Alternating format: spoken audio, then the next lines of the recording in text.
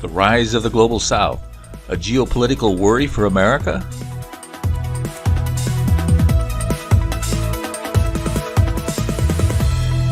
Hello, this is Chart GPT Today. You've been hearing a lot about the Global South, the rise of it. Maybe it'll rise, maybe it won't. It's kind of a shoot-off of the BRICS.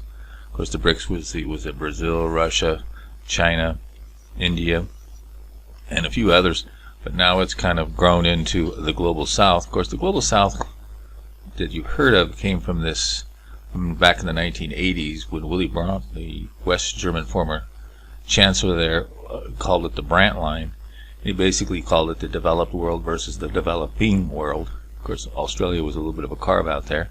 And of course, more recently, Russia has been kicked out of the West, and they pushed them into the arms of the Chinese and the Global South. So if you start looking at the map, Africa is still kind of waiting to be there.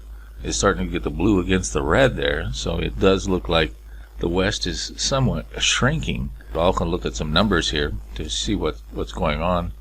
You can see that the nominal GDP is still largely in favor of the G7, the West, but on a per person, if you add up the numbers, it actually is the Global South is getting bigger because the population is obviously much larger than the Western countries.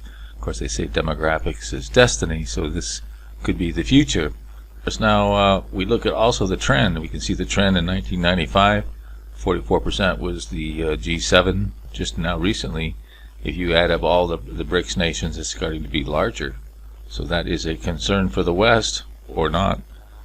If you look at the per capita basis, obviously the West is still richer on a per capita basis because the Global South has a lot of that population. But there is some still worries here. Is it an equal partnership? Well, China is basically half of it. So they basically are going to control the Global South. So when you're talking to Global South, you're probably talking about the Chinese leadership. Of course, it's the same thing on the West. When you're talking about the West, you're talking the U.S. leadership. So it really is starting to get to be a geopolitical chess game between the two. The different wars that we've seen now in Ukraine and Israel has pushed these Global South further together. Regardless of what you feel about the specifics of those particular conflicts, the net effect of it is we've been pushing Russia out of the West and into the arms of the Global South. Getting into specifics about some data in terms of finance, you can see that the foreign holders of U.S. Treasuries is falling off a cliff here. A combination of both Chinese and foreign holders.